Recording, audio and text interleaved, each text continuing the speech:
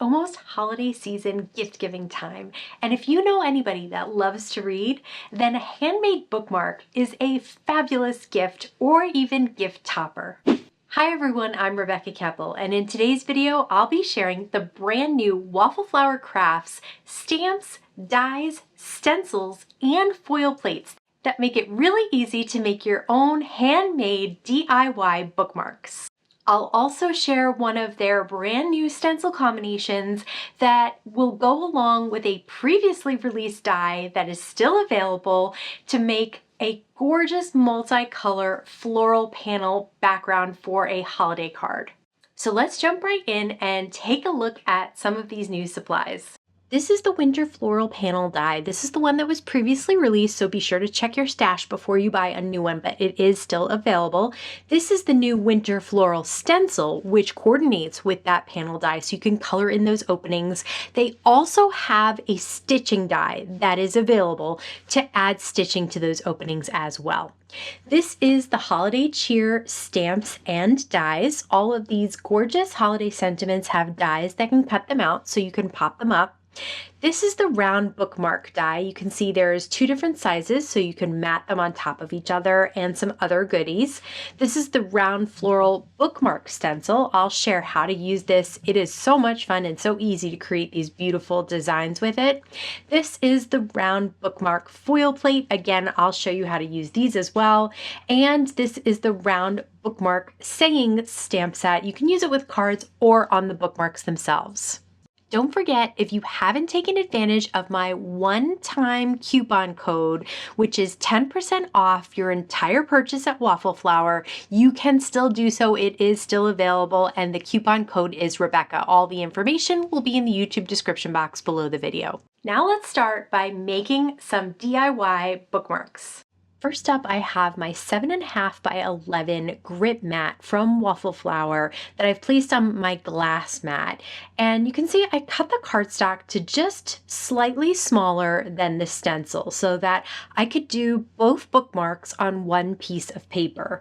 So the left-hand bookmark, the first stencil, starts with the background, but it masks out some flowers. The second stencil is the full background of the bookmark.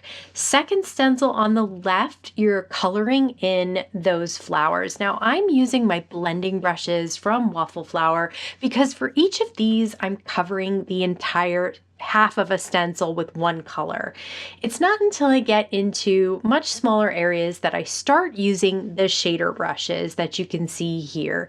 I'm using Distress Oxide inks because I love how creamy they are and how smoothly and easily they blend, especially on a smooth cardstock like the Hammermill that I'm using today. So I'll just fill in these little dot areas with another color. I'm trying to not have too many colors, but I do want everything to be a little unique. You can see how fun they turn out. Now the smaller rounded bookmark die cuts out that exact shape, and the larger one cuts out a mat for it. So I am placing the smaller one on the larger one, and then I have the small die that cuts out the whole. There's also a die that cuts out two reinforcements. So you can put one on the front and one on the back. And I'm using coordinating cardstock here to make it a little fun so those reinforcements look so cute. Now I have the Sayings stamp set. I mentioned these are fine for cards, but they are also great to put right on the bookmark.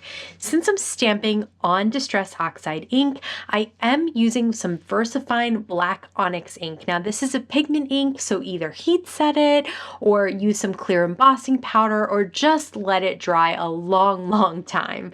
For this second bookmark, I did use some embossing ink to stamp, and then I poured white embossing powder on top and then heat set that. So once that's cool, that shouldn't smear at all.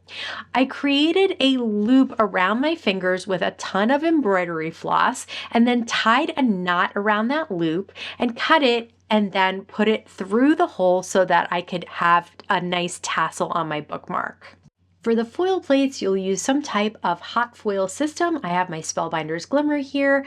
I've taped down some gold foil to some white cardstock and placed it on a nice hot plate. And I'll repeat that same process for the other plate as well. I wanted both of them to have gold foil, but you can use any color you like. Just remember to heat it up as much as the machine requires and then run it through your die cut machine.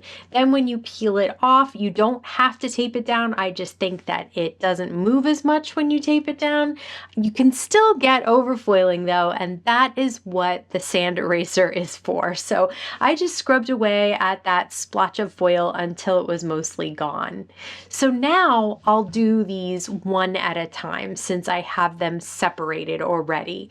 So I'll take the stencil for that first right-hand side and color in that background. Now, you can use Distress Oxide inks right over foiling because that foil will resist the ink, which is super nice. I'm using the shader brush again to add a different color for the flowers. The great part about these stencils and these dies and foil plates is that you can really customize these to look any way you want. They also have a set of critters that would be super cute as well. So there are a lot of options for you for making these really fun bookmarks. For the second bookmark, I'm starting out with that. I started out with the flowers by accident this time and then added the background, but it's okay. Either way works just as fine. And you'll just line up the stencil with the foil markings, makes it really easy. And check out how pretty that foiling is when it resists that ink. I'll cut them out just like before. This time I cut out the holes first before I matted it, and that's okay. Either way is fine. I'm using tape runner to adhere down the small bookmark to the mat, and then all I'll do is take the little hole die and pop it right into the hole that was already created like a puzzle piece, and it will cut out that back as well. Then I'll cut out the reinforcements and use some liquid glue to adhere them down. Now, the Distress Oxide ink takes a little bit longer than some regular inks to dry, but once it's dry, it shouldn't smear at all. I did decide to die cut the sentiments this time. There's a little rectangle that fits just the width of the bookmark, so I thought that was perfect for stamping a couple of sentiments. I did the tassels the same exact way, just made a loop around my fingers multiple times, then used the ends to tie off a knot around that entire loop. And it's a little difficult because you're only tying with one hand because the other one is holding the loop, but it really turns out super cute without needing like a tassel maker or anything like that. So here are all 4 of those bookmarks that I created in really a short span of time. Next, let's use the other supplies to make some handmade cards. I remember thinking the winter floral panel die was gorgeous the first time it came out, so I was super glad that it was available again and that now there are elements to work with it like a stencil and a stitching die. I have that same 7.5 by 11 grip mat on my glass mat, the white Hammermill cardstock down on top. There is an A2 line in the stencil that shows you exactly where to line it up. So this time I am using the shader brushes from the get-go because I want all of these little bits and pieces to have their own colors. So these elements are the petals, and then I feel like these smaller ones are the leaves, but you could definitely make them as smaller petals as well. There's some other leaves on the stencil, and then there's these little shine marks. And this is just the first stencil. So I've already got a couple of colors going here. Next up, I will take a different color for the holly leaves. Now, this card is going to be non-traditional colors. The next card will be traditional colors. So I have lots of pinks, a light green, a dark blue. I did decide to go red for the little berries though. And then there are these sprigs around the flower that I went back to that blueprint sketch Distress Oxide ink. I just love this. You could just use it just like this, but I decided to cut out the panel die with some glitter cardstock. And I decided to run it back and forth a couple of times to make sure that these pieces were easy to pop out, and they were.